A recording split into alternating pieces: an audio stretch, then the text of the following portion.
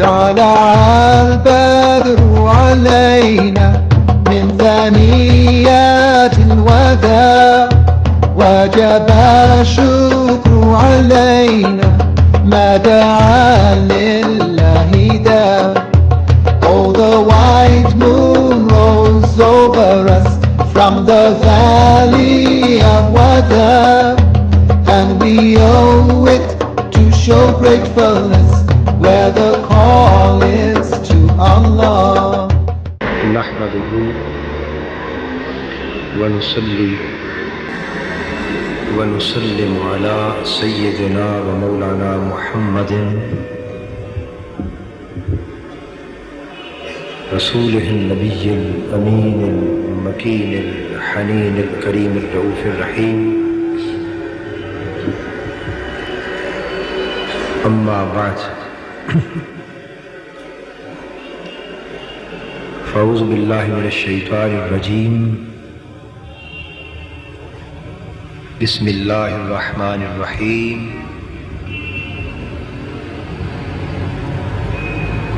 وما أرسلنا من رسول إلا ليطاع بإذن الله. صدق الله مولانا العظيم. محترم مشائخ علماء کرام،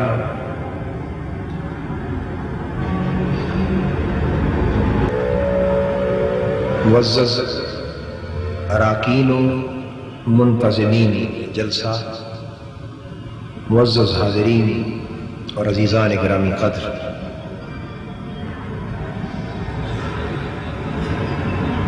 اللہ رب العزت کا فضل و کرم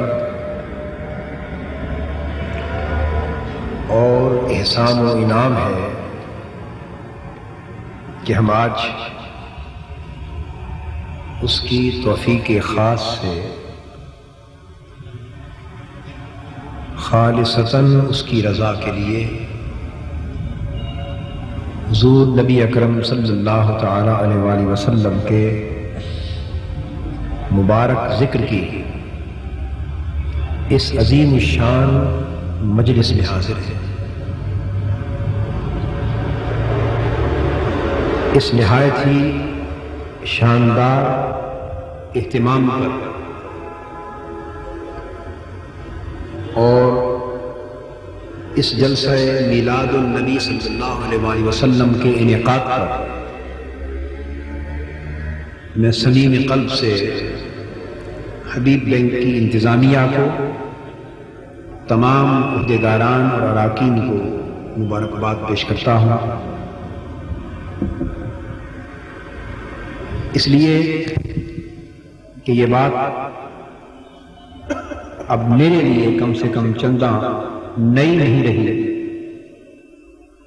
اور اب یہ کلمات کہ میلاد النبی صلی اللہ علیہ وآلہ وسلم کے سلسلے میں آپ کا اہتمام پورے ملک میں چند گنے چنے انتہائی قابل دید انتظامات میں سے ایک ہوتا ہے. اب یہ کہنا ایک رسم رہ گیا ہے اس لیے کہ جب ایک بات حقیقت بن جائے تو اس کا ذکر اس انداز سے کرنا رسمی حیثیت کی سوا کچھ نہیں رہتا. یعنی یہ ایک مسلمہ حقیقت. سو میں اس اعتبار سے بھی آپ حضرات کو 100 بار مبارکباد پیش کرتا ہوں. آج کی اس محفل میں جس موضوع کو میں نے اپنی گفتگو کے لیے منتخب کیا ہے، اللہ تبارک و تعالیٰ کی توفیق اور اس کی عنایت سے وہ موضوع نہایت غور طلب ہے اور ہمیں فکر و تأمل کی دعوت دیتا ہے. موضوع گفتگو کے لیے آیت کریمہ تو میں نے تلاوت کر دی، جس میں اللہ تبارک و تعالی نے فرمایا کہ ہم نے آج تک کوئی رسول نہیں بھیجا مگر اس لیے کہ اللہ کے اذن سے، اللہ کے حکم سے اس کی اطاعت کی جائے، اس کی بات کو مانا جائے اور اس کے حکم کے سامنے سر تسلیم خم کیا جائے۔ سو اس آیہ کریمہ کے حوالے سے جو موضوع آج ہمارے پیش نظر ہے وہ یہ، اس بات کو سمجھنا، اس نقطے کو ذہن نشین کرنا کہ انبیاء علیہ السلام کی بالعموم اور حضور نبی اکرم صلی اللہ تعالی علیہ وآلہ وسلم کی بالخصوص اطاعت کیوں کی جاتی ہے، اور آج 14 صدیاں بیت جانے کے باوجود انسانیت اپنے علمی اور فکری ارتقاء کے کئی مرحلے طے کر چکی، ہزاروں تہذیبوں اور تمدنوں نے جنم لیا اور اپنے اپنے نقطۂ عروج پر پہنچ کر ختم ہو گئے۔ پھر انسانی ذہن تحقیقات اور اکتشافات کے میدان میں بڑے بڑے مارکے سر کرتا کرتا آج سائنس اور ٹیکنالوجی کی ان حدوں کو چھو رہا ہے کہ جو آج سے کچھ عرصہ پہلے انسانی عقل کو حیرت زدہ کر دینے والے تصورات تھے، اور انسانی فکر کی، اس کے عمل کی، اس کے تصرف کی پرواز کائنات ارضی سے نکل کر فضاؤں اور خلاؤں کی آخری حدوں کو چھو رہی ہے، اور وہ اپنی کمن کائنات کے بالائی طبقات پہ ڈال رہی ہے۔ سو انسان جب اتنی ترقی کر گیا اور اتنا عرصہ اسے گزر گیا، تو کیا وجہ ہے کہ باوجود ان تغیرات کے، ان تبدیلیوں کے اور ان ارتقاءات کے،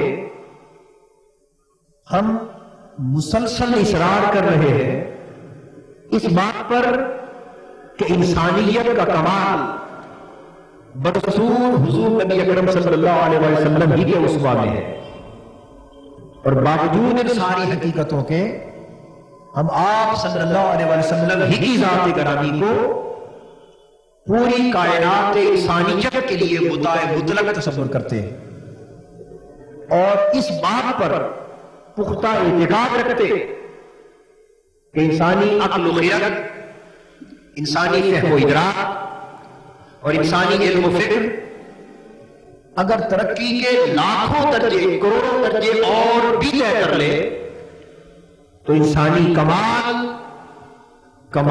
نبوت مصطفی صلی اللہ علیہ وسلم سے آگے نہیں بڑھ سکتا۔ کیا وجہ کہ ہم ان سب حقیقتوں کے باوجود حضور علیہ السلام ہی کی اطاعت کا اصرار کرتے ہیں، اور آپ کی ذات پاک کے علاوہ کسی اور کو نمونہ کمال کے طور پر تسلیم کرنے پر آمادہ نہیں، اور کسی اور ہستی کو کائنات میں مدعا مطلق تسلیم کرنے پر تیار نہیں۔ اس سوال کا جواب دینا یہ میری آج کی گفتگو کا موضوع ہے۔ یہ بھی ایک سوال ہے جو بہت سے ذہنوں میں اٹھتا ہے یا نہیں اٹھتا؟ بولیے، بہت سے ذہنوں میں اٹھتا ہوگا مگر زبان پر باوجود نہیں آتا۔ سو وہ سوال جو ذہنوں میں مچلتا ہے، جو انسانی سوچ کو کبھی اضطراب میں اور پیچ و تاب میں مبتلا کر دیتا ہے، آج سیرت النبی صلی اللہ علیہ وسلم کے ذکر کے حوالے سے ہمیں اس سوال کا جواب فراہم کرنا ہے، تاکہ نوجوان نسل اور ہمارا پڑھا لکھا طبقہ عقائد و کہاں صلی اللہ علیہ وسلم کی ذات پاک سے اپنا قلبی، ایمانی، جذباتی اور وجدانی تعلق کو استوار رکھیں، اس لیے کہ اسی پر ہی مدار ایمان۔ مگر جب عقائد و جہاں صلی اللہ علیہ وسلم کی عظمت کی بات کرے پوری دنیا علم کے سامنے، تو علی وجہ بصیرت کرے، علی وجہ تحقیق کرے، اور پورے اعتماد کے ساتھ، پورے تیقن کے ساتھ، پورے وصول کے ساتھ تاکہ دنیا کا کوئی بڑا سے بڑا منکر عظمت رسالت مآب صلی اللہ علیہ وسلم کا بھی اپنے دلائل کے اخبار کے باوجود مسلمان کے ذہن میں انتشار پیدا نہ کر سکے. یہ ہماری آج کی گفتگو کا عنوان ہے. صبح بلا تمہید اس موضوع کا مفہوم متعین کرنے کے بعد اب میں اس طرف آ رہا ہوں کہ انبیاء علیہ السلام کی اطاعت کیوں کی جاتی ہے. قرآن مجید نے یہ بات واضح کر دی کہ ہر نبی اور رسول دنیا میں اسی لیے مبعوث کہ اس کی اطاعت کی جائے، اس کا حکم مانا جائے، اس کی بات تسلیم کی جائے. اور اس کی بات کو تسلیم کرنا اس انداز سے نہیں کہ کچھ باتوں کو معیار حق مان لیا جائے اور کچھ باتوں میں غلطی کا امکان تصور کرتے ہوئے چھوڑ دیا جائے. کچھ باتیں درست کر لی جائے اور کچھ باتیں ان کی انسانی اور بشری حیثیت کے حوالے سے جانتے ہوئے کہ یہ حتمی اور قطعی نہیں ہے، ان میں غلطی کا احتمال ہے، ترک کر دی جائے. تو یہ نبی اور رسول کی اطاعت کا تقاضا نہیں ہے. نبی اور رسول کی ذات مطاع مطلق ہے اور اس کی ہر بات کو اس طرح مانا جائے کہ اگر وہ بیداری میں کچھ کہے تو وہ بھی حق ہو، خواب میں کچھ کہے وہ بھی حق. نبی کی بیداری اور نیند کو یکساں تصور کیا جائے، اس لیے کہ وہی نبی عالم بیداری میں بھی نازل ہوتی ہے اور عالم خواب میں بھی نازل ہوتی ہے. اور وہی سے بڑی حقیقت کائنات میں کوئی نہیں ہے، وہی سے بڑی حقیقت کائنات میں کوئی نہیں. تو جب وہی جیسی حقیقت ہم نبی کی نیند کے حوالے سے قبول کر لیتے ہیں تو باقی کون سی حقیقت رہے؟ تو نبی کی بات کو اس طرح مانا جائے مطاع مطلق سمجھ کر کہ وہ سفر میں کچھ کہے یا حضر میں کچھ کہے، وہ عالم جمال میں کچھ کہے یا عالم جلال میں کچھ کہے، وہ نبی اس کی نیند میں کوئی کلمہ اس کی زبان سے صادر ہو یا عالم بیداری میں صادر ہو، میدان جنگ میں کچھ کہے یا حالت سجود میں کچھ کہے، شب کی خلوت میں کچھ کہے یا دن کی جلوت میں کچھ کہے، جس وقت جس حال میں جس گھڑی نبی سے جو حرکت صادر ہو اسے من جانب اللہ تصور کیا جائے، اسے حق جانا جائے. اور نبی کی ذات کو ہر قسم کی غلطی اور خطا سے ماورا تصور کر کے پھر اس کے ہر حکم کو تسلیم کرنا لازم جانا جائے، ہر حکم کو تسلیم کرنا واجب جانا جائے. یہ ہے نبی کی اطاعت کا معنی اور رسول صلی اللہ علیہ وسلم کے مطاع مطلق ہونے کا معنی. یہ اپنی جگہ ایک مستقل موضوع ہے، میں اس پر گفتگو نہیں کرنا چاہتا، چونکہ اگر اس پر گفتگو شروع کر دی تو پورا وقت پھر اسی موضوع کی وضاحت پہ صرف ہو جائے. میں تو اس بات پر اگر کیوں کا لفظ لگایا جائے کیوں تو اس کیوں کا جواب دینا چاہتا ہوں. سوال یہ پیدا ہوتا ہے کہ نبی کی بات کیوں مانی جاتی ہے؟ اس امر سے تو کسی کو انکار نہیں کہ وہ اللہ کی طرف سے مبعوث ہوتا ہے. سو نبی کی بات کو ماننا عین اللہ کی بات کو ماننا ہے. یہ جواب بھی اور نوعیت کا جواب ہے کہ نبی کی بات اس لیے ماننا لازم ہے کہ اس کا حکم اللہ کا حکم ہے. من یطع الرسول فقد اطاع اللہ. نبی کی اطاعت اللہ کی اطاعت، اس میں کوئی شک نہیں. مگر اس سے ہمارا مقصد ابھی حل نہیں ہوتا. ہم اس کی اصل حکمت کو، اصل ریزن کو سمجھنا چاہتے ہیں. تو حاضرین محترم، ہر نبی اور رسول کو اللہ نے اس کی امت کے لیے مطاع بنایا، اس کے حکم کو واجب الاطاعت قرار دیا اور اس کی امت کے لیے حکم صادر فرمایا کہ وہ اپنے نبی کی بات کو مانے اور اپنا سر تسلیم اپنے نبی کی بارگاہ میں خم کر دے. اس لیے کہ اللہ تبارک و تعالی نے ہر نبی کو اس کے دور کی پوری انسانیت کے اجتماعی کمال سے بڑھ کر کمال عطا کی. یہ مفتیوں کا جواب ہم دے رہے ہیں. ہم کسی کی بات اس وقت تک نہیں مانتے جب تک یہ بات طے نہ ہو جائے کہ وہ ہم سے زیادہ علم رکھنے والا ہے.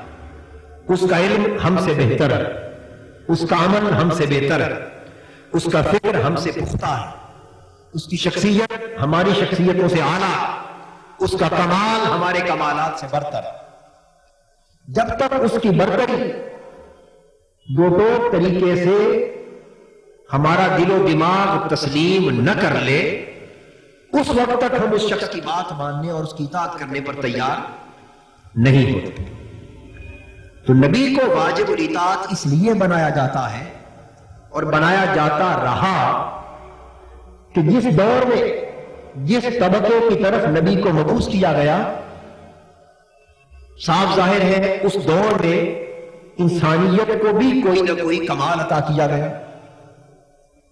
مگر اس نبی کو اس کے دور نبوت کے جملہ انسانی کمالات سے بڑھ کر کمال اور برتری عطا کی گئی. اس قدر برتری کہ اس دور کا اجتماعی انسانی کمال نبوت کی دہلیز کے سامنے سر ٹیکنے پر مجبور ہو گئے.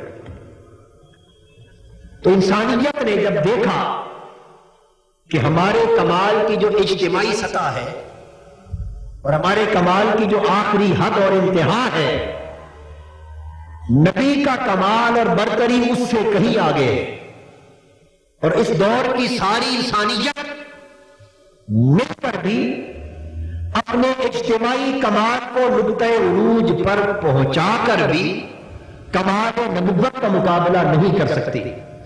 جب انسانیت کے سامنے یہ حقیقت آشکار ہو گئی تو تب ان کے لیے کوئی راستہ نہ رہا سوائے اس کے کہ وہ اپنا سر کمال نبوت کے سامنے جھکا دے.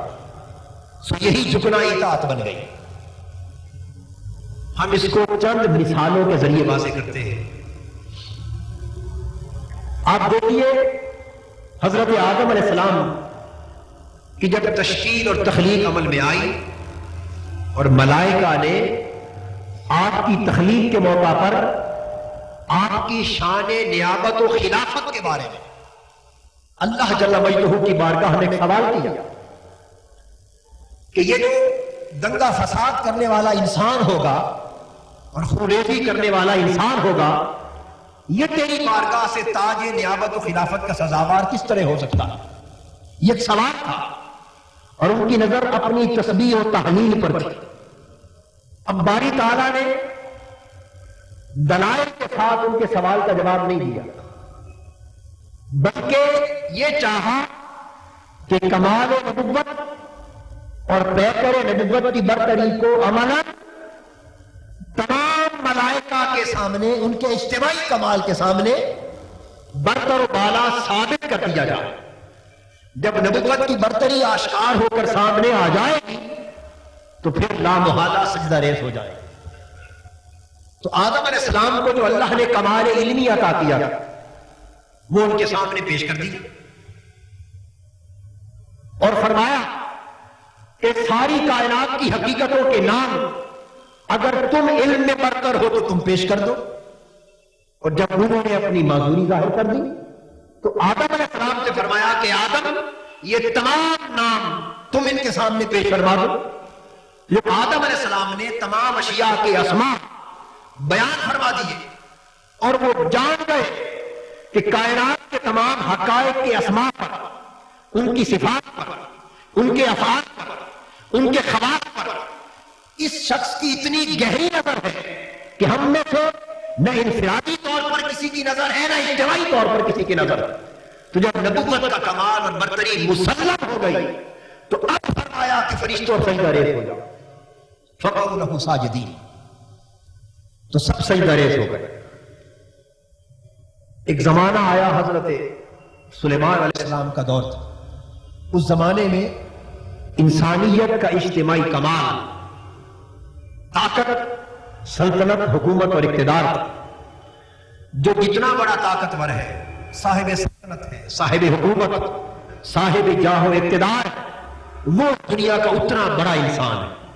تو انسانی کمال کا معیار طاقت اور اقتدار کا صبر ہوتا تھا. جیسا کہ قرآن مجید میں ہدہد کی زبان سے ملکہ سبا بلقیس کا ذکر آتا کہ وہ اتنی بڑی طاقت کی حامل ہے کہ ہر شے اس کی سلطنت میں ہے. تو جس دور میں انسانی کمال کا معیار اقتدار، حکومت اور سلطنت تھی، اس دور میں جس نبی کو مبعوث فرمایا حضرت سلیمان علیہ السلام کو، ان کو دیگر کمالات نبوت کے ساتھ ساتھ وہ کمال بھی عطا کیا جو اس دور کے انسانی کمال کا معیار تھا، طاقت، سلطنت اور اقتدار. مگر اس کمال نبوت نے برتری یہ رکھی کہ اوروں کا کمال فقط زمین تک تھا، اور کمال نبوت کے اعتبار سے حضرت سلیمان کا اقتدار فضاؤں اور خلاؤں پر تھا. ان کی طاقت انسانوں تک تھی، اور اللہ کے نبی کی حکومت پرندوں پر اور حیوانات پر، جنات پر بھی چلتی تھی. تو نبی کو کمال نے برتری عطا کی، اور اس دور کے انسانی کمال کی اجتماعی سطح سے کمال نبوت بڑھ گیا. جب کمال نبوت بڑھ گیا تو اس دور کا سب سے بڑا کمال رکھنے والا انسان بھی اپنے لشکر سمیت حضرت سلیمان علیہ السلام کی بارگاہ میں جھکنے پر مجبور ہو گئے. پھر ایک زمانہ آیا جب جادو کو انسانی کمال کا معیار تصور کیا جاتا تھا. وہ سامری جس نے سونے کا بچڑا بنایا، پھونک ماری اور اس کو بلا دیا. اور جب حضرت موسیٰ علیہ السلام کی نبوت کے رد کے لیے معاذ اللہ فرعون نے اپنے اہل ہنر اور اہل کمال کو جمع کیا تو جادوگروں کی جماعت کو بلایا، کیونکہ اس دور کا سب سے بڑا انسانی کمال جادو تھا. تو جب سب سے بڑا انسانی کمال جادو تھا تو اب اس کو توڑنے کے لیے اور کمال نبوت کی برتری کو ثابت کرنے کے لیے حضرت موسیٰ علیہ السلام کو نبوت میں وہ کمال عطا کیا کہ جس کمال نبوت کے سامنے ساری انسانیت کا اجتماعی کمال اور جادوگری بالکل مان پڑ گئی. انہوں نے اپنے جادو کے ہنر کے طور پہ رسیوں کو سانپ بنا دیا، اور حضرت موسیٰ علیہ السلام نے اپنے عصا کو ایسا اژدہا بنا دیا جو ان کے سانپوں کو نگل گیا. اور قرآن گواہ جب کمال نبوت نے کمال انسانی کی برتری کو ٹھکرا دیا تو پھر وہ جادوگر اسی میدان میں اللہ کے سامنے سجدہ ریز ہو گئے. یعنی بنیادی نکتہ جو میں عرض کرنا چاہتا ہوں وہ یہ کہ دو باتیں غور طلب ہیں. ایک یہ کہ ہر دور کے نبی کو ایسا کمال نبوت عطا کیا کہ اس دور کا انسانی اجتماعی کمال نبوت کے کمال کا مقابلہ نہ کر سکے، اور وہ نبوت کی برتری تسلیم کرنے پر مجبور ہو جائے. اور دوسری شرط یہ کہ اس نبی کو دیگر کمالات نبوت کے علاوہ ایک کمال اس میدان میں عطا کیا کہ جس میدان میں انسانیت کو اس دور میں معیار حاصل تھا. اس لیے کہ اگر اسی میدان میں کمال نبوت ان کے سامنے نہ ہو تو وہ پرکھ نہیں سکتے، اس کی عظمت کا اندازہ نہیں کر سکتے. جیسے ایک آرکیٹیکٹ کسی سرجن کے کمال کو صحیح اپریشیٹ نہیں کر سکتا، ایک انجینئر کسی ڈاکٹر کے کمال کو اپریشیٹ نہیں کر سکتا، جس طرح ایک اپنی جگہ بہت بڑا فارسٹر وہ کسی فقیہ، کسی مفتی کے کمال تباہ علمی اور اس کے کمال کا صحیح اندازہ نہیں کر سکتا. تو جب تک دونوں کا کمال ایک ہی میدان اور ایک ہی فن میں نہ ہو اس وقت تک کس کی کیا برتری ہے اور اس کی برتری کتنی ہے اور کمال کی بلندی کس قدر ہے اس کا صحیح تجزیہ نہ ہو سکتا ہے، نہ اپریشیٹ کیا جا سکتا. تو انجینئر کا کمال انجینئر ہی جان سکتا، ڈاکٹر کا کمال ڈاکٹر جان سکتا ہے، ایک وکیل اور ایک شاعر اور ادیب کا کمال اسی فن کا آدمی جان سکتا. تو اسی فن اور میدان کے اندر صاحب کمال ہونا ضروری تھی. یعنی لازم تھا کہ نبی کو سپیریورٹی دی جاتی سملر کمال کے اندر، سملر کمال کے اندر نبی کو سپیریئر بنایا جائے تاکہ اس فن کے اندر بڑے بڑے باکمال انسان جب سارے مل کر اپنے انسانی اجتماعی کمال کی قد و قامت کا اندازہ کریں اور جناب اس میدان کے اندر نبی کے کمال نبوت کا اندازہ کرے تو موازنہ کرنے کے بعد اس نتیجے پر پہنچے کہ انسانی کمال جہاں جا کر رک گیا نبی کا کمال اس سے آگے بڑھ گیا تو یقیناً یہ کائنات انسانی کا کمال نہیں ہے، یہ الوہیت کی بارگاہ سے نصیب ہوتا کمال ہے۔ تو ضروری تھا کہ اسی میدان میں با کمال کیا جائے۔ حاضرین محترم، پھر وہ دور آیا جب حکمت و دانائی اور طبابت یہ انسانی کمال کا معیار بن گئی۔ یونان کے بڑے بڑے حکما، بڑے بڑے اساطین، بڑے بڑے اطباء، یہ افلاطون، جالینوس، یہ یونان کے دور کے لوگ یہ اپنی طب پر ناز کرنے لگے، حکمت و دانائی پر فخر کرنے لگے اور جاں بلد مریضوں کو اپنی حکمت اور دانائی کے بلبوتے پر شفایاب کرنے کا دعویٰ کرنے لگے۔ تو اس انسانی کمال کو جب اس معیار پر دیکھا تو رب ذوالجلال نے اس دور میں جس نبی کو مبعوث فرمایا وہ حضرت عیسیٰ علیہ السلام تھے، ان کو معجزہ مسیحائی عطا کر کے بھیجا۔ انسانی کمال جاں بلد مریض کو شفایاب کر سکتا تھا مگر بعد از مرگ شفا یابی کا کوئی تصور نہ تھا۔ تو انسانی کمال جس حد پر جا کر رک گیا، نبوی کمال آگے بڑھ گیا، اس نے قبروں میں پڑے ہوئے مردوں کو کم بے زندہ کہہ کر گرا دیا۔ انسانی کمال فالج زدہ، انسانی کمال فالج زدہ جسموں کو تو صحت یاب کر سکتا تھا مگر مردہ جسموں میں پھر جان پیدا کر دینا اور ہاتھوں سے بنے ہوئے پرندوں میں آ کر اڑا دینا، یہ انسانی کمال کے بس کی بات نہ تھی، یہ نبوی کمال تھا۔ انسانوں نے نابینوں کو بینائی دینے کی نسبت سوچا مگر جہاں تک وہ نہ پہنچ سکے مادر ذات نبینے آئے تو نبی کمال کی برکت سے صحت یاب ہونے لگے اور برس جیسی برزیں جو انسانی کمال کے بس سے باہر تھی، نبوی کمال کا دائرہ وہاں تک پھیل گیا۔ گویا ہر دور میں انسان اپنی اجتماعی ہنر اور فن کے اعتبار سے کمال کی جس حد تک پہنچا اور پھر نقطے پر جا کر انسانی کمال کا سفر رک گیا اور اس دور کی انسانیت نے دیکھا کہ انسانی کمال اس سے آگے بڑھنا ممکن نہیں ہے، تو اس دور کے نبی کو اللہ جل مجدہ نے اسی میدان کے اندر نبوی معجزہ کے طور پر ایک ایسا کمال عطا کیا کہ جہاں انسانی کمال کی قد بھی نہ پہنچ سکے وہاں نبوی کمال کی عظمتیں اور بلندیاں اور سطوتیں جا کر ثبت فرما دی۔ حاضرین محترم، اس طرح یکے بعد دیگر انبیاء علیہ السلام آتے رہے عیسیٰ علیہ السلام تک۔ اس دور میں ایک وقت میں نبی بھی اور رسول بھی اور انبیاء کئی ہوتے تھے، بیک وقت 20 انبیاء تشریف لاتے، ان کے دائرے محدود تھے، ان کی نبوتیں زمانی تھیں، ان کی نبوتیں مکانی تھیں۔ سو ہر نبی کا کمال نبوت اس کے بالمقابل اس کی امت کا دائرہ بھی مختص تھا، زمان کے اعتبار سے بھی محدود تھا، مکان کے اعتبار سے بھی محدود تھا۔ تو جو انسانیت اپنے بلوغ کے مرحلے طے کرتی گئی، جو انسانیت اپنے ارتقاء کے مرحلے طے کرتی گئی اور اپنی حد بلوغ کی طرف، اپنے نقطہ کمال کی طرف بڑھتی گئی، انسانی شعور بالغ ہوتا گیا، وہ اپنے کمال کے آخری دور کی طرف بڑھتا گیا، تو نبوت بھی اپنے کمال کے سفر کو طے کرتی گئی۔ وہ نبوت جو زمانی اور مکانی تھی اس میں ارتقاء آتا گیا۔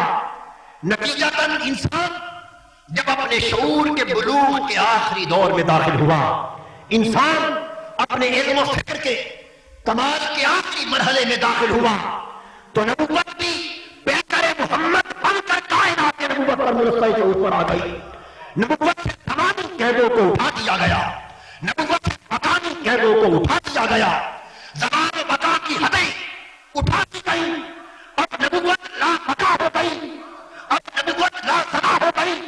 وہ زمان و مکان کے سارے یونٹ، وہ زمان و مکان کی ساری حدیں، وہ زمان و مکان کی ساری قیدیں جو پہلے انسانیت کو اپنے دامن میں لیا کرتی تھی، اب خود زمان و مکان مصطفیٰ کی نبوت کے دامن میں آ گیا۔ وہ ساری قیدیں جس کے تحت انسانیت پرواز کیا کرتی تھی، اب وہ سارے ضابطے مصطفیٰ کی پرواز کے تابع ہو گئے. وہ سارے کمالات جو انسانیت کو ملا کرتے تھے، اب وہ سارے کمالات مصطفیٰ کے قدموں کی برکت کا نتیجہ بن گئے. اب نبوت مصطفی زمان و بقا کی حدوں کو پھلانگ کر اس مقام پر جا پہنچی کہ سارے زمانے اس نبی کے دامن نبوت کے تابع کر دیے گئے. سارے مقام اس نبی کے دامن نبوت کے تابع کر دیے گئے اور اعلان ہو گیا کہ لوگوں، جس طرح ہر نبی کا کمال اس کے دور کے انسانی کمال پر فائق تھا، اس طرح کمال مصطفی اس کے دور نبوت کے ہر انسانی کمال پر فائق ہوگا. اس پر سوال ہوا کہ باری تعالیٰ، تیرے پہلے نبی تو کوئی 10 سال کا زمانہ لے کر آتے تھے، کوئی 50 برس کا زمانہ لے کر آتا تھا، کوئی 100 برس کا زمانہ لے کر آتا تھا، کوئی 1000 برس کا زمانہ لے کر آتا تھا. سو اس کا کمال اور اس کی برتری اس کے 10 سالہ دور پر، اس کے 100 سالہ دور پر، اس کے 1000 سالہ دور پر حاوی رہتی تھی. پھر نیا نبی آتا، نیا زمانہ نبوت ہوتا، نئے کمال کے دور کا آغاز ہو جاتا. مگر اس نبی کے کمال کا زمانہ کیا ہے؟ تو بتایا گیا کہ پہلے نبی متعین زمانوں کے لیے آتے تھے، اب یہ نبی غیر متعین زمانے کے لیے آیا ہے. اب قیامت تک اسی نبی کا دور نبوت ہوگا. اور میں کہتا ہوں نہیں، قیامت خود بھی اسی نبی کے دور نبوت میں ہوگی، بلکہ نہیں بعد از قیامت جو عالم لا انتہا ہے وہ بھی اس نبی کے زمانے نبوت میں ہوگا.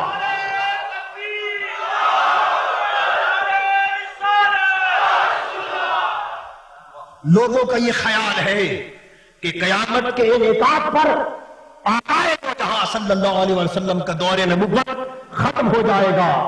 دوستو نہیں، قیامت دور نبوت مصطفی کا ایک حصہ ہے، اس لیے کہ قیامت کے دن بھی جھنڈا ساری کائنات کے اوپر نبوت مصطفیٰ کا جل لہرا رہا ہوگا. حضور نے فرمایا انا اول الناس خروجا اذا بعثوا وانا قائدهم اذا وفدوا وانا خطیبهم اذا ارسلوا وانا مستشفعهم اذا حبسوا الکرامۃ والمفاتیح یومئذ بیدی انا اکرم ولد آدم یومئذ ویطوف علی الف خادم کانہم بیت المکنون و لؤلؤ منثور. فرمایا قیامت کے دن جب قبریں پھٹے گی تو سب سے پہلے جس کا دیدار انسانیت کو نصیب ہوگا وہ چہرہ مصطفیٰ ہوگا. جب وفد بن کے انسانیت چلے گی تو جو ساری انسانیت کا قائد ہوگا وہ محمد مصطفیٰ ہوگا. جب پوری انسانیت کے لبوں پر مہر سکوت ثبت ہوگی اس وقت میدان حشر کے اجتماع کا خطیب واحد محمد مصطفیٰ ہوں گے. جب ہر کوئی مایوس ہوگا اس وقت خوشخبری کا ڈنکا بجانے والا محمد عربی ہوگا. اور فرمایا الکرامۃ والمفاتیح یومئذ بیدی.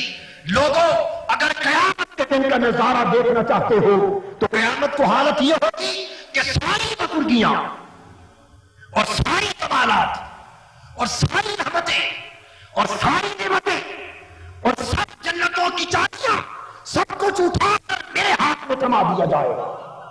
سب کچھ میرے ہاتھ میں تھما دیا جائے گا اور فرمایا جائے گا مصطفیٰ آج دن تیرا دن ہے، کرامتیں تیری ہیں، نعمتیں تیری ہیں، رحمتیں تیری ہیں، چابیاں تیری ہیں، جسے چاہ سفاق کے بلبوتے پر بخشوا دے.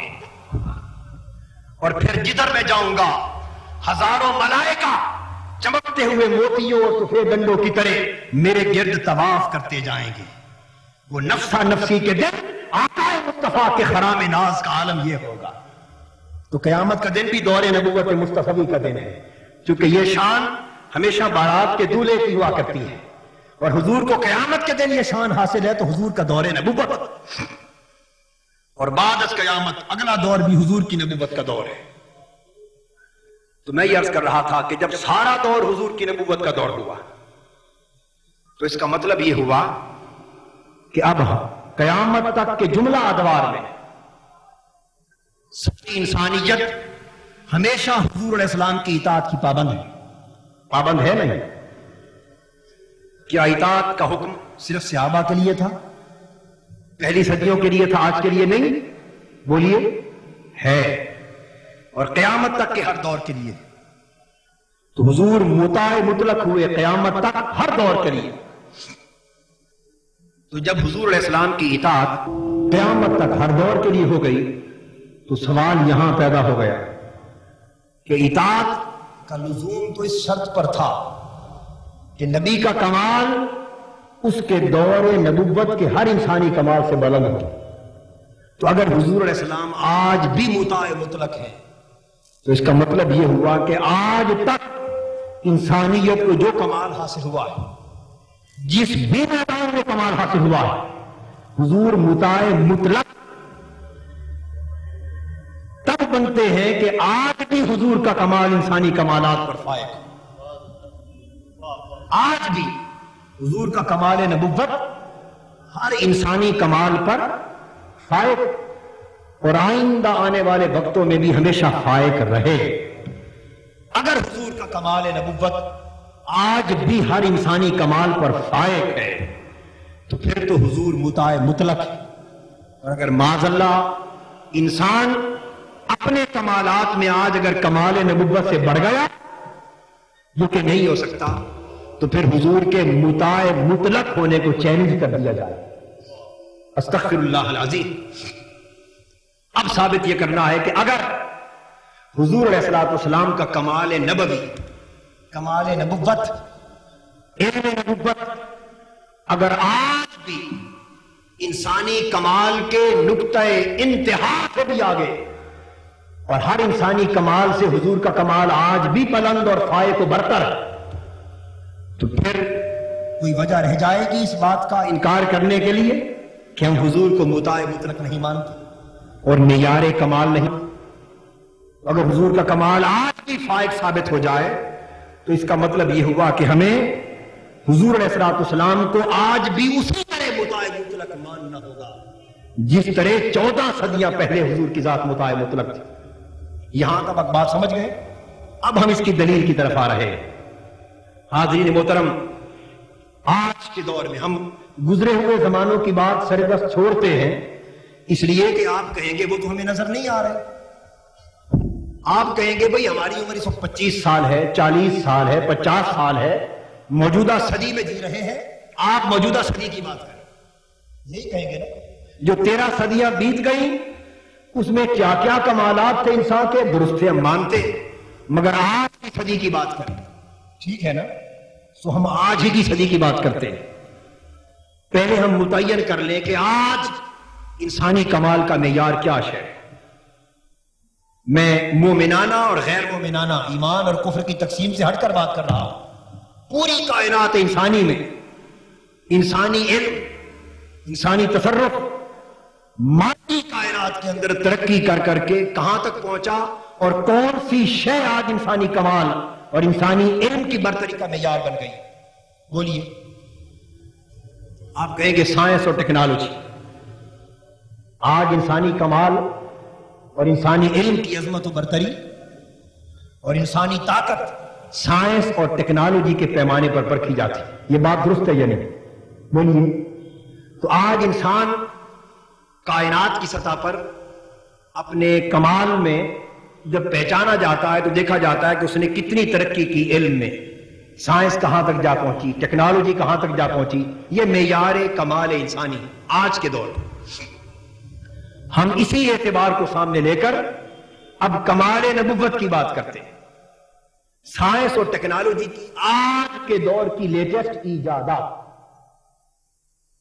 عصر حاضر کی تحقیقات اور اکتشافات جہاں تک پہنچے، اگر یہ سب کچھ کمال علم نبوت کے تابع ہو، اگر یہ سارے اکتشافات 14 صدیاں پہلے صحرائے عرب میں تشریف لانے والے رسول صلی اللہ علیہ وآلہ وسلم اور غار حرا سے نور ربانی کا چشمہ پھوڑ کے لانے والے رسول کے کمال علم نبوت کے تابع ہو، ماننے میں کوئی تأمل ہوگا کہ حضور کے سوا کسی کو معیار کمال تصور نہیں کیا جانا چاہیے. حاضرین محترم، ہم بالکل دیانتداری کے ساتھ تجزیاتی اور تنقیدی نقطہ نظر سے آج کے دور کے انسانی کمال علمی کو اپنے سامنے رکھ کر سائنس اور ٹیکنالوجی کے دور جدید کے تحقیقات اور اکتشافات کو سامنے رکھ کر اب کمال علم نبوت مصطفی کی بات کرتے ہیں صلی اللہ علیہ وسلم. چند نمونوں کے ذریعے اس امر کا جائزہ لینا چاہتے ہیں کہ کس حد تک آقا جہاں صلی اللہ علیہ وسلم کا کمال نبوت آج کے دور کے بھی کمال انسانی پر فائق ہے. یہ بازیں نشین کر لیں کہ حضور نبی اکرم صلی اللہ علیہ وسلم کا کمال علم اور علم نبوت اس کا سرچشمہ قرآن، علم نبوت مصطفی صلی اللہ علیہ وسلم کا سرچشمہ قرآن، اور ثانیاً حدیث. قرآن ہے اور ثانیاً حدیث.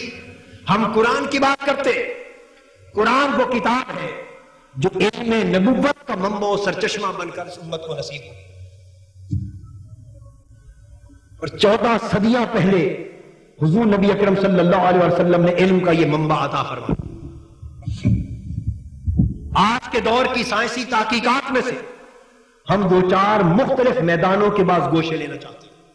مختلف میدانوں میں سے ان میں سے سب سے پہلا میدان قرآن مجید بھی کہتا ہے سنریہم آیاتنا فی الآفاق وفی انفسہم، ہم انقریب انہیں اپنی نشانیاں دکھا دیں گے اس ساری خارجی کائنات میں بھی اور تمہارے نفوس کے اندر بھی. عالم خارج میں بھی اللہ کی قدرتوں کی نشانیاں ہیں اور انسان کے عالم داخل میں بھی اللہ کی قدرتوں کی نشانیاں ہیں. اور سائنسی تحقیق کے بھی یہ دو مرتبے، سائنس تو کبھی انسان سے خارج اس ساری کائنات پست و بالا میں تحقیق کرتی اور اپنے علم کی کمندیں ڈالتی، اور کبھی سائنس انسان کی داخلی کائنات میں تحقیق کرتی. ہم سائنس کے مختلف گوشوں کے بھی نمونے پیش کرنا چاہتے ہیں اور دور جدید کے سائنسی ہر کمال کو کمال نبوت کی دہلیز کے سامنے پیش کرنا چاہتے ہیں، اور پھر ٹیکنالوجی کے اعتبار سے بھی انسان کے کمال کو کمال نبوت کے سامنے پیش کرنا چاہتے ہیں. حاضرین محترم، اس عالم طبیعی فزیکل ورلڈ، یہ زمین و آسمان کی پوری کائنات، اس کائنات کی تخلیق پر، اس کائنات کے مارز وجود میں آنے پر اور پھر اس کی تخلیق کے مختلف مرحلوں پر تحقیق سائنس کے میدان میں عرصہ دراز سے جاری تھی. اور تحقیق کرتے کرتے ایسٹرو فزکس کے میدان میں اور اینتھروپالوجی کے میدان میں، مختلف فزیکل سائنسز کے میدان میں سائنسدانوں نے تحقیق کی، اور کرتے کرتے آج سائنس اس نتیجے پر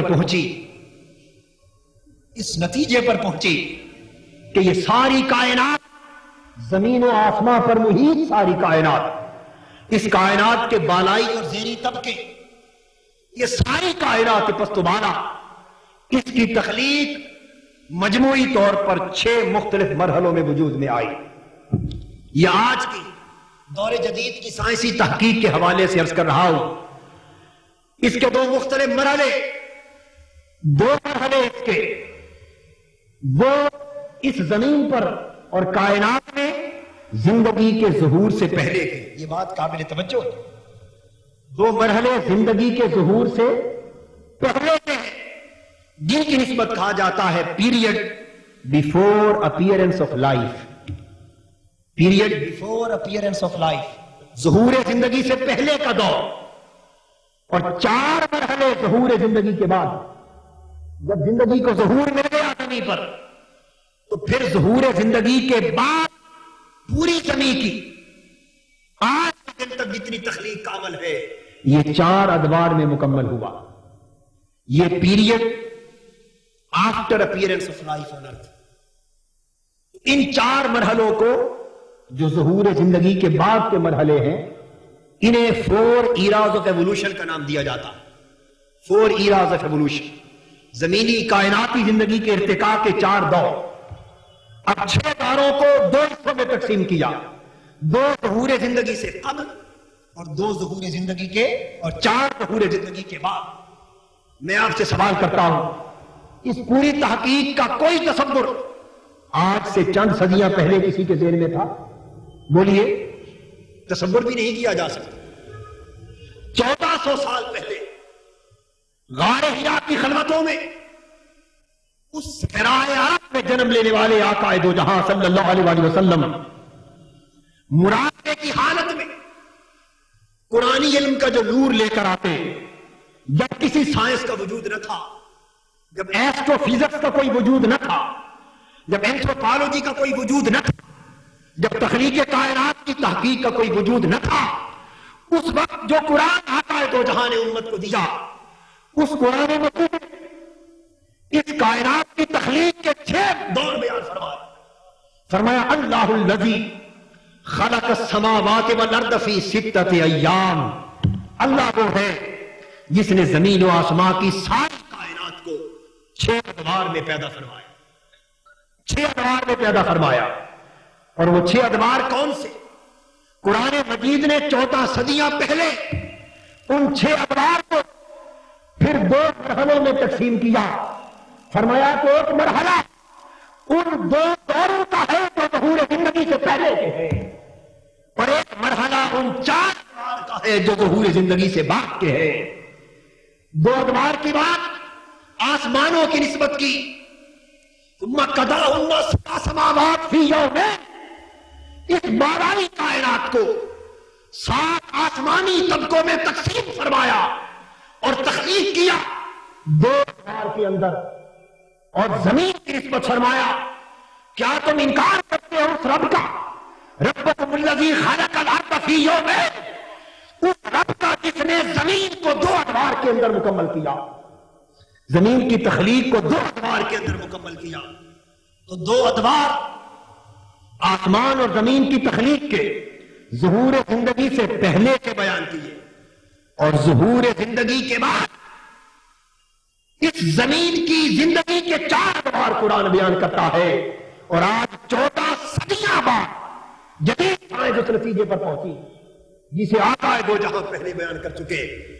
قرآن مجید نے بیان کیا وَجَعَلَ فِيهَا رَوَاسِيَ وَبَارَكَ فِي مِن فَوْقِهَا وَبَارَكَ فِيهَا وَقَدَّرَ فِيهَا فِي 4 أَيَّامٍ سَوَاءً لِلسَّائِلِينَ، کہ رب وہ ہے جس نے زمین کے اندر برکتیں رکھی، اس زمین کے اندر برکتیں رکھی اور تمہاری معیشت کا سامان رکھا، اس کے اندازے مقرر فرمائے، اور یہ ظہور زندگی کا سارا نظام فی 4 ایام 4 ادوار میں مکمل کیا۔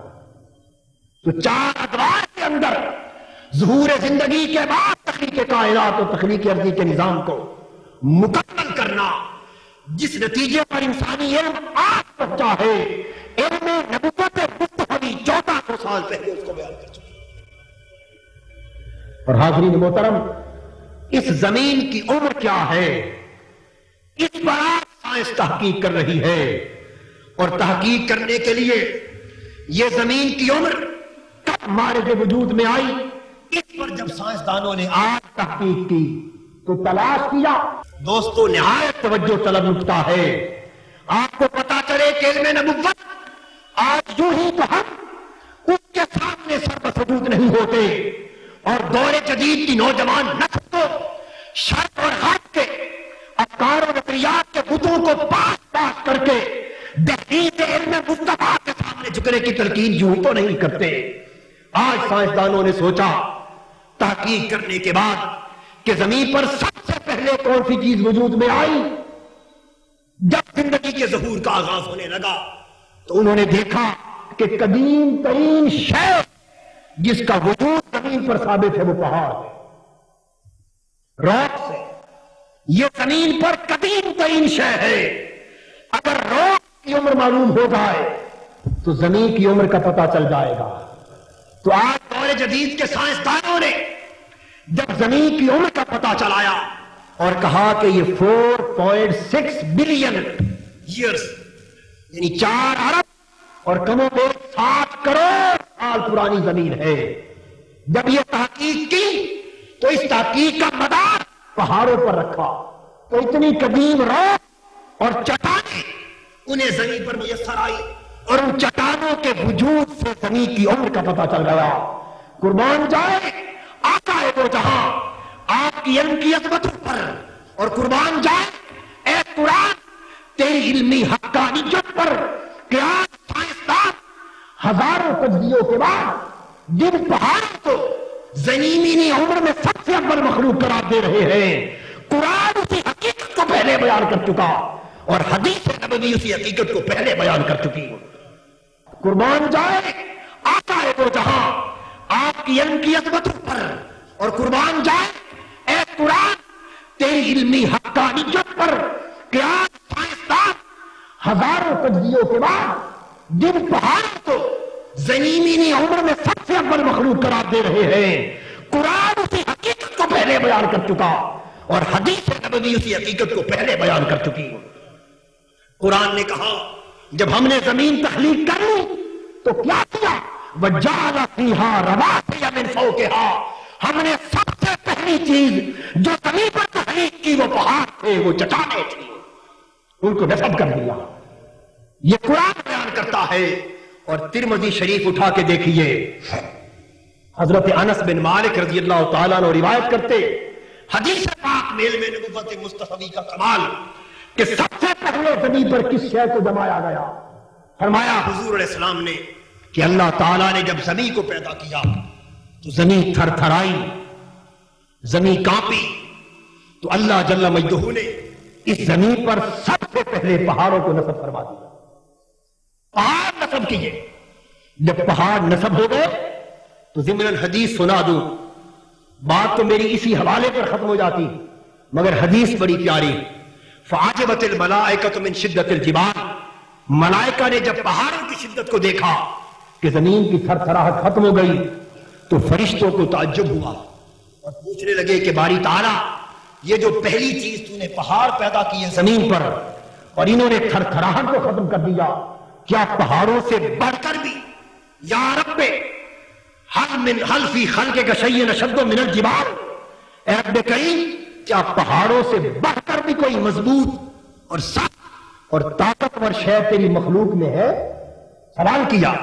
رب کریم نے جواب دیا نعم الحدید، ہاں پہاڑوں سے بڑھ کر بھی میری مخلوق میں طاقتور شے ہے، اور وہ لوہا ہے. وہ پہاڑ جنہوں نے زمین کی تھر تھراہٹ کو ختم کر دیا اتنا طاقتور ہے، لوہا ان سے بھی بڑھ کے مضبوط ہے کہ لوہا لگے تو پہاڑ ریزہ ریزہ ہو جاتا، ٹکڑے ٹکڑے ہو جاتے. ملائکہ نے سوال کیا فہل من خلقک شیء اشد من الحدید، کیا تیری مخلوق میں لوہے سے بڑھ کر بھی کوئی طاقتور شے ہے؟ فرمایا نعم النار، ہاں لوہے سے بھی بڑھ کر ایک طاقتور شے ہے اور وہ آگ ہے کہ لوہے کو آگ میں ڈال دے تو اسے پگھلا دیتی ہے.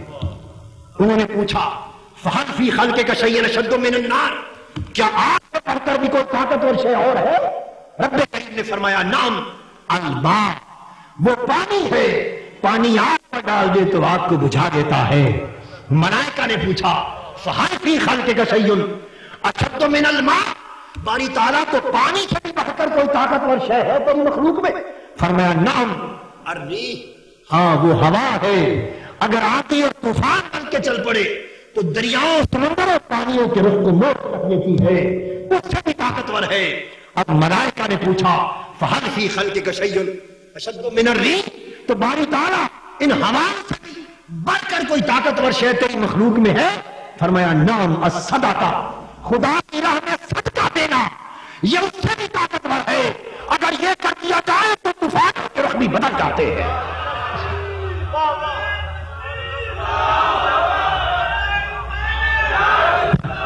اگر صدقہ کا عمل اس طرح کہ دایاں ہاتھ دے اور بایاں ہاتھ نہ لے، یعنی اس عمل سے اشارہ اس طرف تھا، صدقہ کا اشارہ اس طرف تھا کہ میری مخلوق کے کسی غریب کا ہاتھ سوار دینا، کسی بھوکے کے پیٹ میں لقمہ ڈال دینا، کسی کیے ہوئے کو اٹھا کر عزت دے دینا، کسی کے ڈیڈ موت کو ریزرو کر دینا اور اپنے منہ سے لقمہ نکال کر کسی غریب کا ہاتھ بدل دینا، چھپ کر یہ وہ عمل ہے کہ یہ طوفانوں کے رخ موڑ دیتا ہے. یہ ہواؤں کو پگھلا دیتا ہے، یہ زمین کی تھرتھراہٹ پر بھی حاوی ہے۔ تو میں عرض کر رہا تھا کہ سائنسدانوں نے چٹانوں اور پہاڑوں کو سب سے اول شے سوچا، اور قرآن اور حدیث 14 صدیاں پہلے اول شے قرار دے چکے۔ آئیے آج کے سائنسدان زمین کیسے مارد وجود میں آئی جب اس پر غور کرتے تو یہاں موجودہ لیٹسٹ جو سائنٹیفک تھیوری ہے اس کا نام ہے بگ بینگ تھیوری۔ کیا نام ہے؟ Big bang theory. یہ 1987 کے اواخر تک آج کے دن تک کی لیٹسٹ تھیوری ہے، اور تھیوریاں بنی رد ہو گئی۔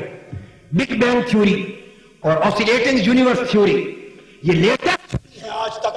سائنس جس نتیجے پر پہنچی تو سائنس کیا کہتی ہے کہ زمین کیسے مارد وجود میں آئی؟ کاش ہم نے قرآن اور حدیث کو اس زاویہ نگاہ سے بھی دیکھا ہوتا تو پتا چلتا کہ اللہ نے ہمیں کتنا بلند دین عطا کیا، کتنا بڑا رسول عطا کیا، کتنا بڑا علم عطا کیا کہ ساری کائنات مل کر اس کا مقابلہ نہیں کر سکتی۔ Big bang theory latest theory کیا بتاتی؟ وہ کہتی ہے کہ یہ کائنات ابتداءً زمین و آسمان، بالائی اور زیریں حصے، یہ سب کچھ ایک وحدت تھی، ایک پرائمری سنگل میس تھا، ایک وحدت تھی، ایک ہی وجود تھا، سب کچھ گرا ہوا تھا ایک وجود کی مانند۔ سائنس کہتی ہے کہ یکایک ایک ایکسپلوژن ہوا، اور وہ جو وحدت تھی پھٹ گئی، وہ وحدت پھٹ گئی، بڑا ہائی ٹیمپریچر گیا، اور وہ وقت یہ کب پیش آیا؟ سائنس بتاتی ہے کہ کم و بیش 15 بلین سال پہلے یہ واقعہ ہوا۔ کم و بیش یہ 15 بلین سال پہلے واقعہ ہوا، کم و بیش 15 ارب سال پہلے۔ ایکسپلوژن سے سارا وجود پھٹ گیا، اجزاء منتشر ہو گئے، اوپر کے حصے بالائی کائنات میں بدل گئے، نیچے زمینی کائنات میں بدل گئے، پھر خدا جانے کتنی مدتوں کے بعد ٹھنڈک ہوئی اور رفتہ رفتہ یہ جگہ رہائش کے قابل بنی، ایک وحدت ٹوٹ گئی۔ یہاں سائنس سے پوچھو کہ کس طرح ٹوٹی؟ خود ٹوٹا وہ وحدت کا وجود یا کسی نے توڑا؟ سائنس جواب دیتی ہے لا ادری، مجھے معلوم نہیں۔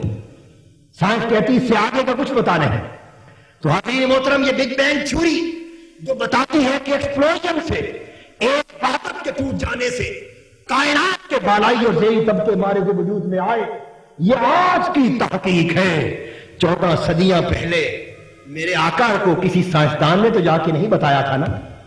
بولیے، کوئی سائنس کی کتاب تو اس وقت نہیں لکھی گئی تھی، نزول قرآن کے وقت کسی تھیوری نے تو یہ فہم عام نہیں کیا تھا۔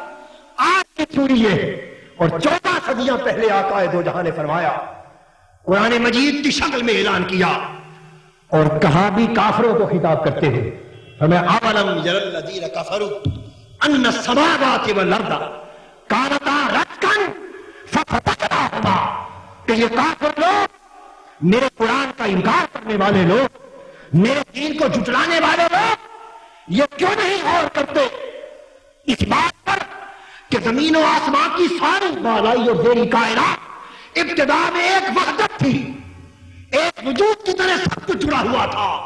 ففتقناہما، ہم نے ان کو پھوڑ دیا، ایکسپلوژن ہمارے جو وجود میں آیا، ففتقناہما، منتشر کر دیا، پھوڑ دیا، ہم نے پھوڑ دیا۔ اور پھوڑنے کے بعد کیا بنا؟ آئیے آپ کی سائنس بتاتی ہے، میں آپ کو لیٹسٹ بات بتا رہا ہوں جو اس وقت تک جس تحقیق کو مسترد نہیں کیا جا سکا۔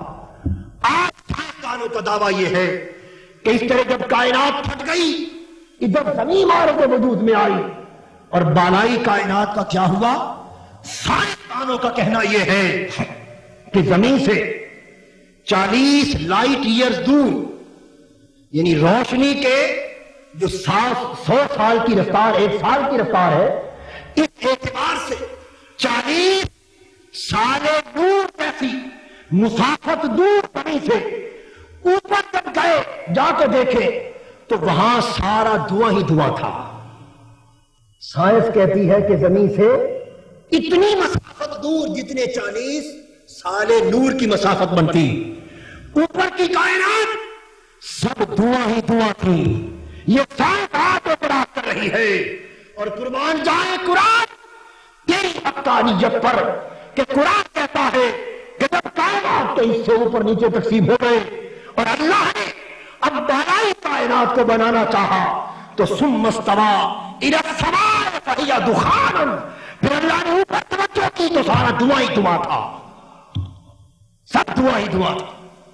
آج سائنس اس کو گیشیس اسٹیٹ کا نام دیتی ہے, گیشیس ماس کا نام دیتی ہے. قرآن اسے دخان کا نام دے رہا ہے. اور دوستو یہ تو بالائی کائنات کی تخلیق کا عمل ہے. اس زمین پر پھر زندگی کے آثار شروع کہاں سے ہوئے؟ آج سائنس بتاتی ہے کہ جو بعد کے 4 ادوار تھے ان میں سے پہلے دور میں بھی زندگی پانی میں تھی, زمین پر نہ تھی, خشکی پر نہ تھی. دوسرے دور میں بھی زندگی پانی میں تھی, خشکی پر نہ تھی. تیسرے دور میں جا کر زمین خشکی پر آئی. تو سائنس کہتی یہ ہے کہ زمین پر زندگی کا آغاز پانی سے ہوا. اور قرآن 14 صدیاں پہلے اعلان کر چکا وَجَعَلْنَا مِنَ الْمَاءِ كُلَّ شَيْءٍ حَيٍّ. ہم نے زندگی کا آغاز زمین پر پانی سے کیا ہے. قرآن کی حقانیت کا انکار کرنے والوں اور دور جدید کے باطل مادی افکار و نظریات کی بنا پر اسلام کی روشنی سے منہ پھیر لینے والوں, میرا خطاب خصوصاً نوجوان نسل سے ہے. آپ اپنے قرآن کو سمجھنے کی کوشش کرو اور اپنے نبی کی عظمت علم کے سامنے جھکنے کی کوشش کرو. ساری عظمتیں تمہارے قرآن اور حدیث میں ہیں اور پوری دنیا تمہاری دریوزہ گر ہے. اب میں آخر کی طرف آتے ہوئے کچھ انسانی زندگی کی حقیقت بیان کر دوں کہ یہ تو تھی خارجی کائنات میں, تو جو علم آتا ہے وہ جہاں نے دیا. آپ کی نبوت کا علم انسانی علم سے برتر ہے. اور جو انسانی علم ہے اس کی ایک ہی تمثیل دے دیتا, صرف ایک تمثیل. ڈاکٹر کیتھ مور, یہ ٹورانٹو یونیورسٹی کینیڈا کے پروفیسر آف اناٹمی, چیئرمین ہے department of anatomy human sciences, انہوں نے اپنی کتاب میں لکھا, ڈاکٹر مورس بیوکائل کی کتاب میں بھی ہے.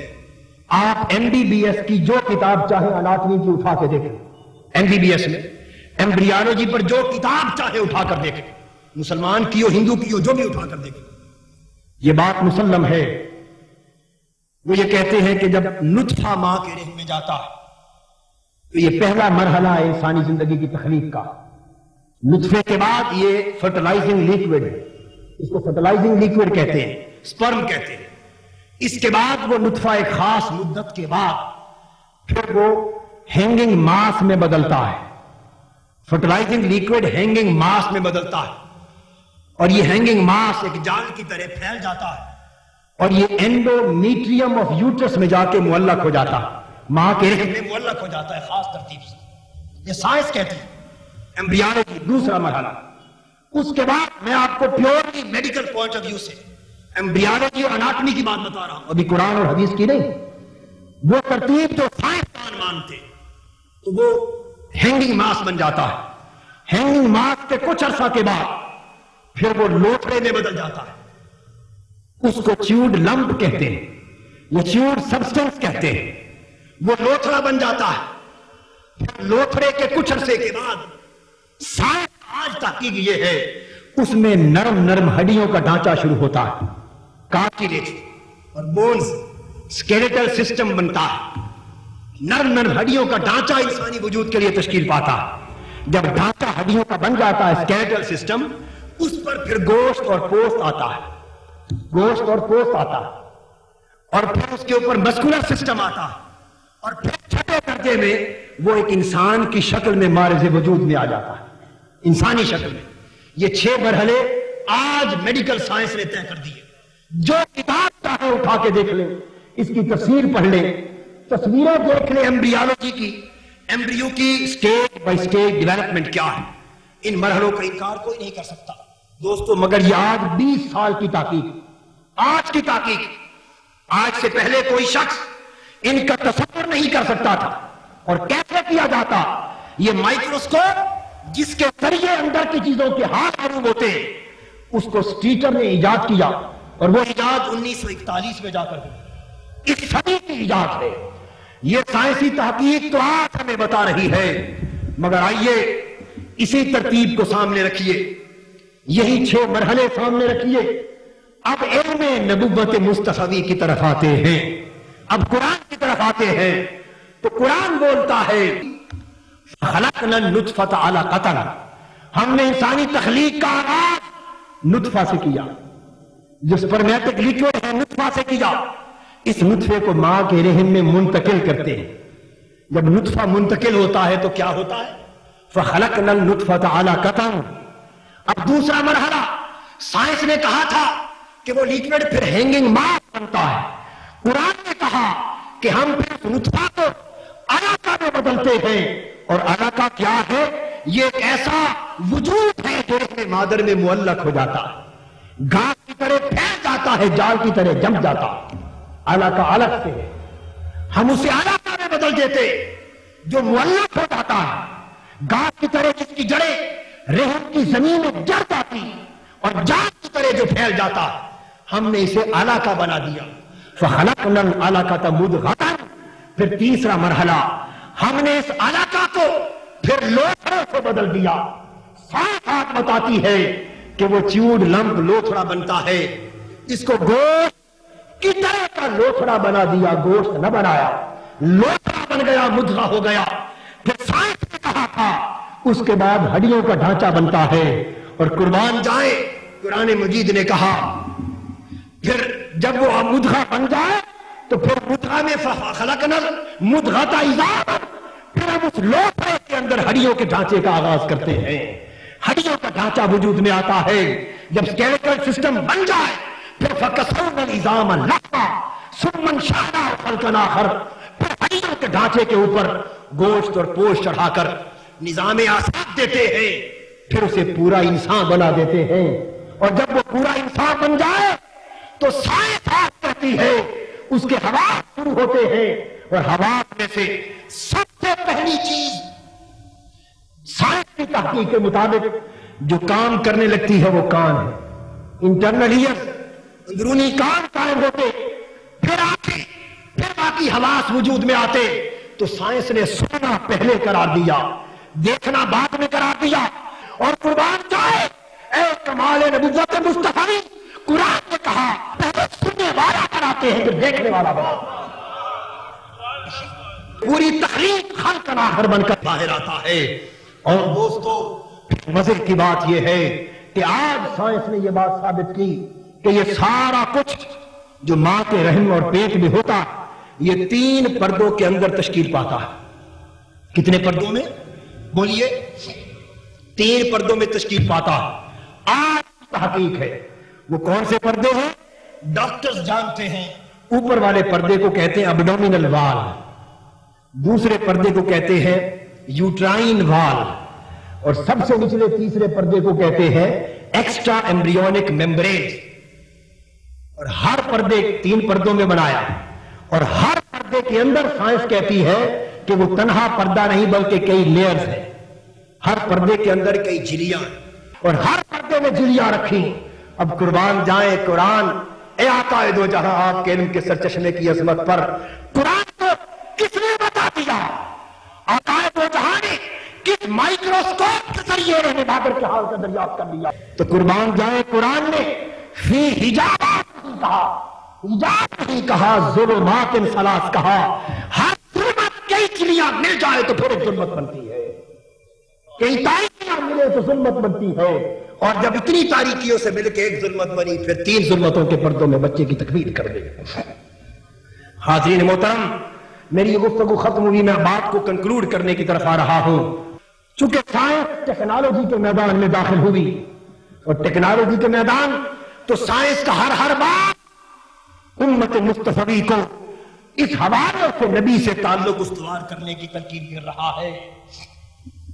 تو دوستو جو بات سمجھانے والی ہے وہ یہ کہ نبی کا کمال اس دور کے انسانی کمال سے بلند ہوتا ہے، چونکہ حضور اس دور میں آئے جب زمین اور چاند کے فاصلے سمٹ جانے والے تھے۔ آپ نے دیکھا کہ اپولو 11 کہ سائنسدان جب چاند کے سفر پر پہنچے، یہ بات بڑی قابل توجہ۔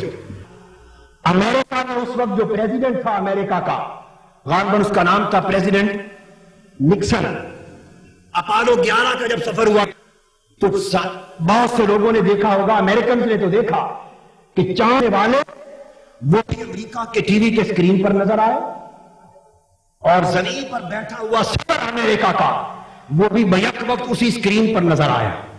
یعنی زمین اور چاند کے فاصلے ایک پردے پر بولیے سمٹ گئے، اور امریکہ کے صدر نے ان سے باتیں کی اور چاند کا حال دریافت کیا، تو امریکہ کے لوگوں نے اسکرین پر امریکہ کے پریزیڈنٹ کو دیکھا کہ وہ باتیں کر رہا، اور چاند پر سفر کرنے والے دونوں، انہوں نے صدر سے گفتگو کی، لوگوں نے اسی پردے پر دیکھا وہ بھی گفتگو کر رہے۔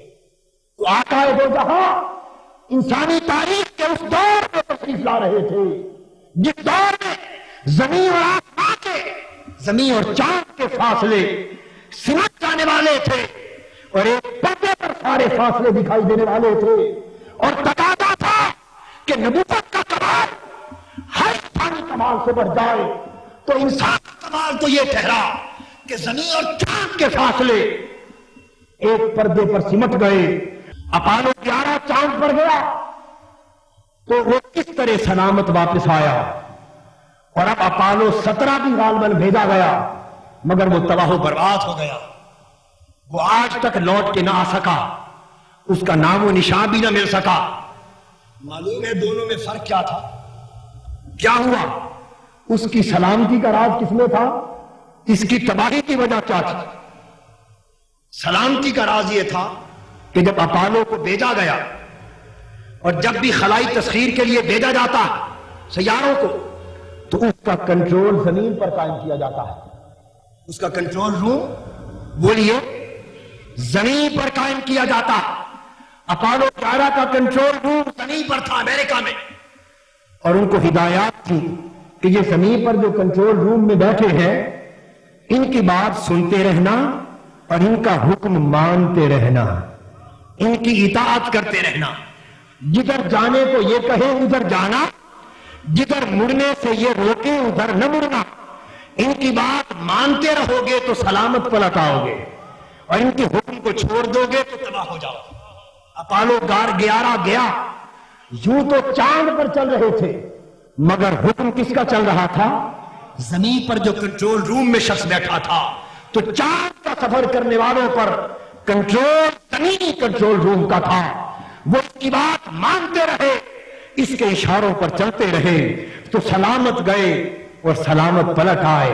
مگر اپولو 17 جب گیا تو اوپر جا کر ان کا رابطہ کنٹرول روم سے کٹ گیا، اس کا رابطہ کنٹرول روم سے کٹ گیا، تو جس کا رابطہ کنٹرول روم سے رہا وہ سلامت رہا، جس کا رابطہ کنٹرول سے کٹ گیا وہ ایسا تباہ و برباد ہوا کہ آج تک پتہ نہ چل سکا۔ یہ اپولو کا سفر زبان حال سے تمہیں پکار کے کہہ رہا ہے، امت مصطفی کے جیالو، اگر پرواز کرنا چاہتے ہو تو تمہارا کنٹرول روم امت خضرا ہے۔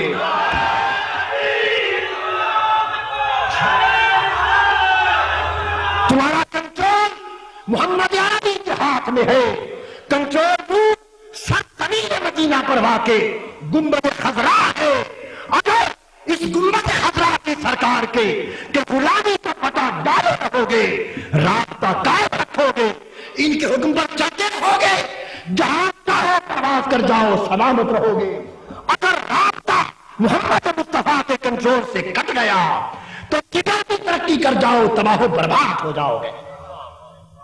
اور ایمان کی مضبوطی کے لیے سبق مل گیا کہ اگر مادی کائنات میں چاند تک پرواز کرنے والوں کو زمین کا کنٹرول روم کنٹرول کر سکتا ہے، تو ایمان کی کائنات میں جہاں بھی ہو گنبد خضرا کی سرکار کنٹرول کر سکتی ہے، تمہیں رہنمائی دے سکتی ہے، تمہیں تباہی سے بچا سکتی ہے۔ ہم تمہارا تو گنبد خضرا سے صدا آ رہی ہیں کہ پرواز کرنے والے امتیوں، ہم تو مائل بکرم ہیں، کوئی سائل ہی نہیں، راہ دکھلائے کسے رہرو منزل ہی نہیں۔ آخری بات، میں امریکہ پچھلے دنوں دورے پر جب تھا تو یونیورسٹی آف میری لینڈ میرا ایک لیکچر ہوا، یونیورسٹی آف میری لینڈ واشنگٹن ڈی سی کے پاس میرا ایک لیکچر تھا، اور میرے خطاب کے بعد سوال و جواب کا سیشن تھا۔ تمام سوال و جواب ہو چکے، جب فارغ ہو گئے ہم تو آخر میں ایک غیر مسلم سائنسدان کھڑا ہو گیا، یونیورسٹی آف میری لینڈ کا اسکالر تھا۔ اس نے کہا کہ میں بڑا متاثر ہوا ہوں اسلام کے حقائق سن کر، مگر ایک سوال میرے ذہن میں گردش کر رہا ہے، اگر اس کا جواب مل جائے تو میں بڑا شکر گزار ہوں گا۔ میں نے کہا بولیے۔ اس نے کہا آپ کا دعویٰ یہ ہے کہ قرآن اور حدیث یعنی اسلام ہر شے کی ہدایت کرتا ہے۔ میں نے کہا بالکل۔ اس نے کہا میرا سوال یہ ہے کہ آج سائنس اس تھیوری کو تسلیم کرتی ہے کہ انسان کی رفتار اگر بڑھتی چلی جائے تو ایک زمانہ ایسا آ سکتا ہے، ایک زمانہ ایسا بولیے آ سکتا ہے کہ انسان روشنی کی رفتار کے برابر پرواز کرنے لگے۔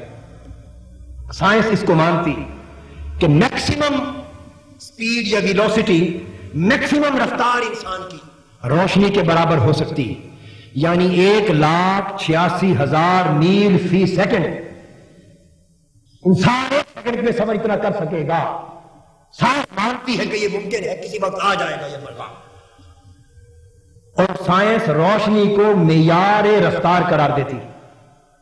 دیکھیے لائٹ ایئر، سال نور، روشنی کو معیار رفتار مانتی ہے، اور انسان کی پرواز کی حد روشنی کے برابر تسلیم کرتی کہ یہ ممکن ہے۔